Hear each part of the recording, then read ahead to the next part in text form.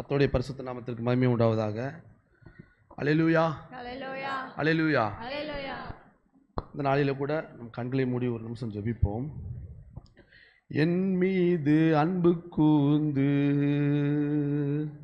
பலியானின் சிலுவையிலே எனக்காய் ரத்தம் சிந்தி கழுவினீர் என் மீது அன்பு கூர்ந்து பலியானீர் சிலுவையிலே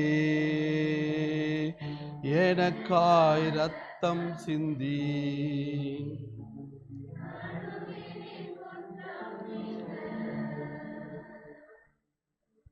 அல்லேலூயா.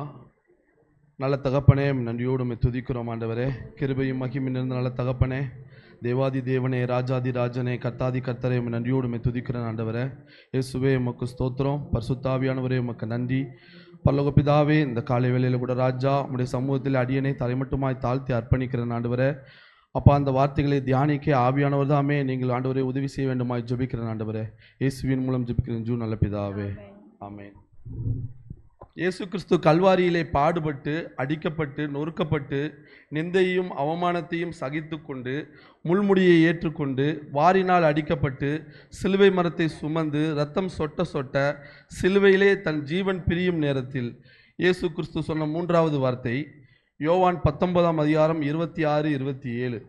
அப்பொழுது இயேசு தம்முடைய தாயையும் அருகே நின்ற தமக்கு அன்பாயிருந்த சீசரையும் கண்டு தம்முடைய தாயை நோக்கி, ஸ்திரியே, அதோ உன் மகன் என்றார்.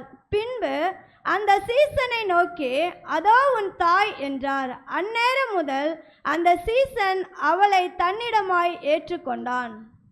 நம்ம இந்த மூன்றாவது வார்த்தையில் நம்ம என்ன பார்க்குறோம் அப்படின்னா, இயேசு கிறிஸ்து தன் தாயை பார்த்து சொல்கிறாரு, ஸ்திரியே, அதோ உன் மகன் அப்படின்னு சொல்கிறாரு.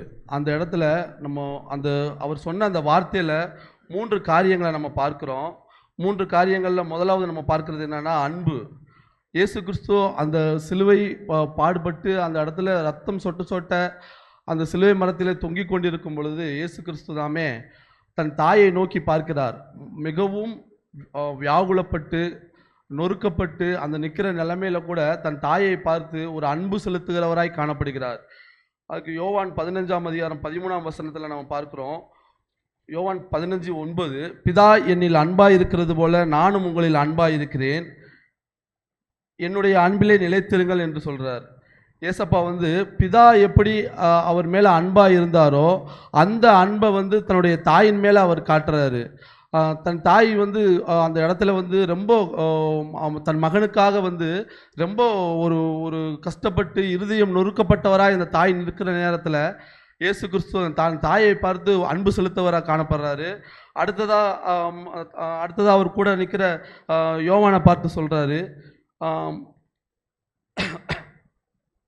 அதோ உன் தாய் அப்படின்னு சொல்கிறாரு.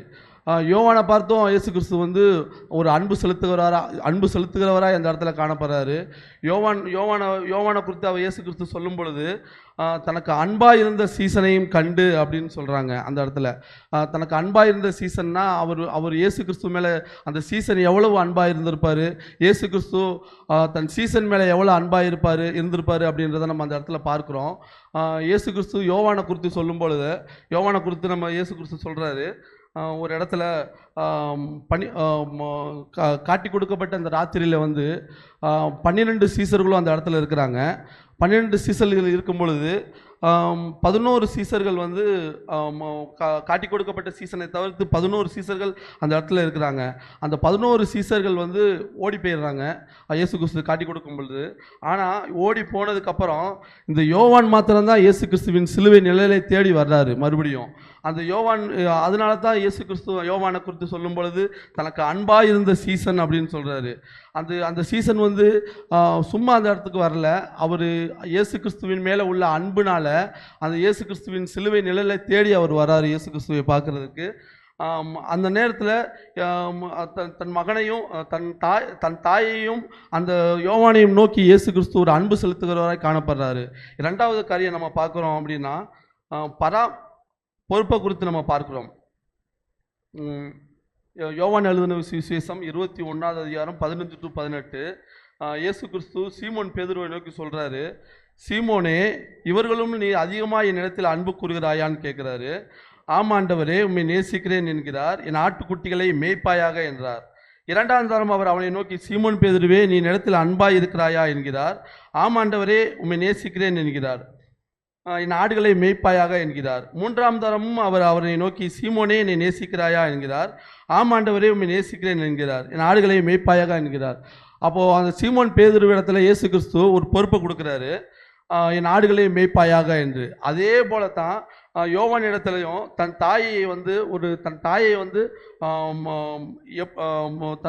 வந்து அவரிடமா கொடுத்து அவரை பாதுகாக்கிற பொறுப்பை வந்து யோவான் இடத்துல அந்த இடத்துல இயேசு கிறிஸ்து கொடுக்குறாரு. அதை நம்ம பார்க்கிறோம். அதே போல் நம்ம எல்லாரும் இயேசு கிறிஸ்துவின் அன்பினாலே அவருடைய சிலுவை நெல்லிலே தேடி வருகிற ஒவ்வொருவருக்கும் இயேசு கிறிஸ்து பொறுப்பை கொடுக்கிறார். அநேகருக்கு அநேக காரியங்களிலே நிறைய பொறுப்புகளை கொடுக்கிறார். சிலருக்கு குடும்பத்திலேயும், சிலருக்கு வேலை செய்கிற ஸ்தலங்களிலும், சிலருக்கு ஆலயத்திலும் நிறைய பொறுப்புகளை கொடுக்கிறார். அந்த பொறுப்புகளை எல்லாம் நம்ம ஏற்று நம்ம செய்யணும். அடுத்ததாக மூன்றாவது காரியம் நம்ம பார்க்கிறோம். மூன்றாவது காரியம் பராமரிப்பு. யாத்ராகமம் 20:12 நம்ம பார்க்குறோம். உன் தாயையும் தகப்பனையும் கனம் பண்ணுவாயாக அப்படின்னு சொல்லியிருக்கிறாரு. நம்ம தாயையும் அந்த இடத்துல வந்து யோவானை பார்த்து இயேசு கிறிஸ்து சொல்கிறாரு, அதோ உன் தாய் அப்படிங்கிறாரு. அந்த இடத்துல நம்ம தாயை வந்து பராமரிப்பதற்கான பொறுப்பை வந்து இயேசு கிறிஸ்து யோவானுக்கு கொடுக்குறாரு.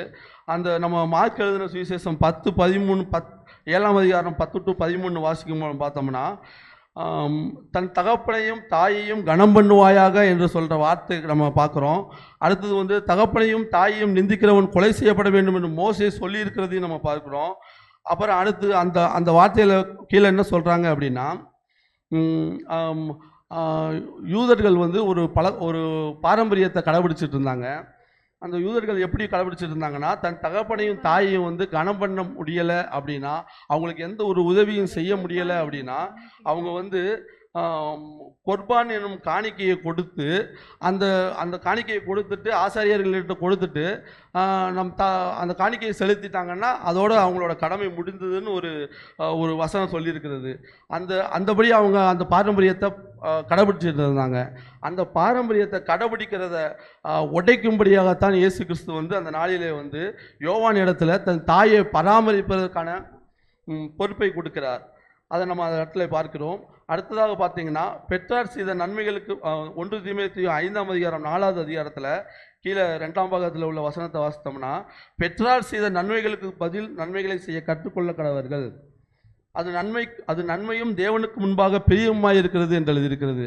அதாவது நம்மளோட பெற்றோர் எல்லாருமே நம்மளுக்கு நன்மையான காரியங்களை தான் நம்மளுக்கு அநேகம் செஞ்சுருக்கிறாங்க.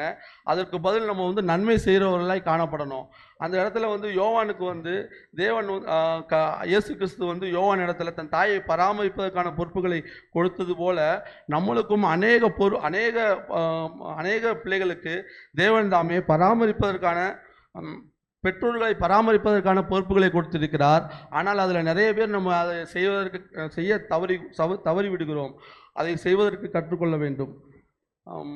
இந்த மூன்றாவது வார்த்தையின் மூலமாக இயேசு கிறிஸ்து நமக்கு வந்து 3 காரியங்களை நம்ம இடத்துல சொல்லுகிறார். ஒன்று அன்பு, இரண்டாவது வந்து பொறுப்பு, மூன்றாவது வந்து பராமரிப்பு. இந்த 3 காரியங்களையும் கடைபிடித்து கர்த்தருடைய சித்தத்தின்படி நடந்தால் கர்த்தர் கர்த்தருடைய சிலுவை நிழலிலே இயேசு கிறிஸ்துவின் பார்வை அந்த குரல் யோவானுக்கும் தன் தாயாருக்கும் எப்படி கிடைத்ததோ அதே போல் நம்ம ஒவ்வொருவருக்கும் கிடைக்கும் என்று கூறிக்கொள்கிறேன். நன்றி.